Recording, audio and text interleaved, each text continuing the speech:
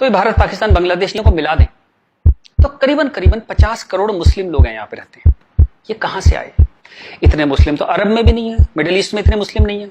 इस देश में पारसी भी आए, बुद्ध हैं, राजपूत हैं, सिख हैं, बहुत कौमें हैं, ये क्यों नहीं हो गए 50 करोड़? इस क्वेश्चन का क्या आंसर है? फिर एक दलाल टाइप के जो लोग हैं उन्होंने एक नया नैरेटिव स्टार्ट किया। ये पिछले 25-30 साल से ज्यादा जोर पकड़ा इस नैरेटिव ने, 20-25 साल से, कि ये प्यार से कन्वर्ट हो गए। ये हिंदू ही थे, प्यार से कन्वर्ट हो गए। वेरी गुड, वाह। ये कहा गया सूफी संत आते थे, दरवेश फकीर वकीर आते थे, उन लोग प्यार से कन्वर्ट हो गए। मैं आपको एक एग्जांपल देता हूं। जैसे हमारा एक बहुत बड़ा देश था, ऐसे एक बहुत बड़ा देश था पर्शिया। वहां पारसी रहते थे और वो कलाओं में, ट्रेड में, एजुकेशन में बहुत ऊपर देश था। उसकी वो पूरी सिविलाइजेशन बहुत हाई पे थी। ये मिडिल एजेस की बात है। मुस्लिम्स का अटैक हुआ, करीबन 25-30 साल में एक भी पारसी जिंदा नहीं बचा। सारे देश छोड़ के भाग गए, मर गए, लूट, हत्या, बलात्कार। और 25-30 साल में एक नया इस्लामिक मुल्क बन गया। बाद में जिस मुल्क का नाम पड़ा ईरान। सारे पर्शियंस कहां गए? कुछ भाग के तो हिंदुस्तान भी आ गए थे। वो प्यार से कन्वर्ट हो गए। ऐसा प्यार इस दुनिया ने कई बार देखा है। अफ्रीका में, एशिया में ऐसा प्यार 25-30 कंट्रीज ने बर्दाश्त किया है और वो 25-30 कंट्री टोटल इस्लामिक बन गए। और लेटेस्ट कश्मीर, जब वहां से 3 लाख 4 लाख हिंदू भगाए गए तो वो प्यार से भागे वहां से और पूरा कश्मीर इस्लामिक हो गया। Make no mistake, it's a caliphate.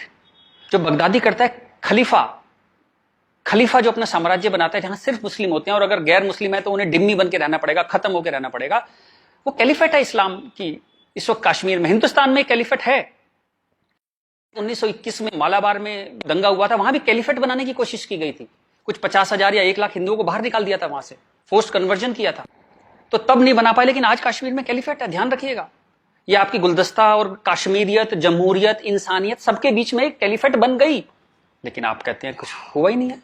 और जब ये 3-4 लाख हिंदू वहां से भगाए गए 1 महीने के अंदर, तब कॉन्स्टिट्यूशन सो रहा था, इंटेलेक्चुअल सेमिनार कर रहे थे, गंगा जमनी तहजीब पे सेमिनार कर रहे थे और इस तरह की तमाम रोजा इफ्तार की दावतें चल रही थी। Happy, everybody was happy. और जो पूरी तरह इस्लामिक नहीं बना, उसके टुकड़े हुए, जैसे हिंदुस्तान के टुकड़े हुए, सूडान के टुकड़े हुए, और आपकी और हमारी जिंदगी में, हमारे लाइफ टाइम में स्वीडन के टुकड़े होंगे। आज से 15-20 साल के अंदर स्वीडन टूट जाएगा। ये एक प्रोसेस है जो पूरी दुनिया में चल रहा है। आप या तो बहुत भोले हैं, देखते ही नहीं, या आप इतने मूर्ख हैं कि दुनिया में क्या हो रहा है आपने कभी देखा ही नहीं, या आप झूठे हैं, या आप दलाल हैं। अगर आप इस पूरे प्रोसेस को मना करते हैं कि नहीं नहीं ऐसा कुछ नहीं था, यहां तो बड़ी गंगा जमनी तहजीब थी, आप इन सब में से एक है, या हो सकता है सब कुछ हो। चलिए मैं आपके साथ एक एक्सरसाइज करता हूं।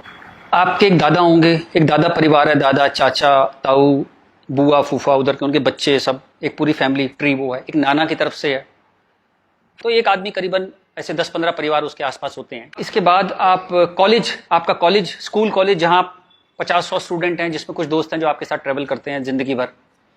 फिर आपका मोहल्ला, आपकी कॉलोनी, वहां भी आप 10-20 परिवारों को जानते हैं।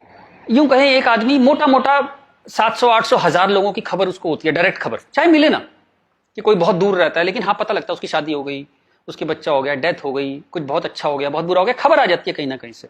अब मैं आपसे एक्सरसाइज करता हूं, पिछले 20-30-50 साल में ये इन 1000 लोगों में से कितने लोग मुस्लिम बने, कितने लोग कन्वर्ट हुए? आंसर मिलेगा 0। क्या हुआ? सारे सूफी, दरवेश, फकीर रिटायर हो गए, आईपीएल देखने चले गए, इस्लाम की कशिश खत्म हो गई। दोस्त, जब तक गर्दन पे तलवार ना हो ना, कोई कन्वर्जन नहीं होता, या बहुत सारे पैसे ना हो, कोई कन्वर्जन नहीं होता। उसके बाद पार्लियामेंट पे अटैक हुआ, इस देश की पार्लियामेंट पे अटैक हुआ, और उसमें शामिल अफजल गुरु, उसके सम्मान में, उसके समर्थन में लोग खड़े हैं, हजारों लोग मुसलमान खड़े हैं, और हमने तब भी कुछ नहीं कहा। इस देश में हाहाकार नहीं हुआ। मुंबई में कुछ साल पहले आजाद मैदान में एक रैली हुई, किस लिए हुई? रोहिंग्याओं के समर्थन में। आपका क्या लेने देना रोहिंग्याओं के समर्थन में? और रैली के आखिर में क्या हुआ? जो शहीदों के लिए स्मारक बना है, फौजियों के लिए, शहीदों के लिए जो स्मारक बना है, उसको जूते मार मार के तोड़ दिया।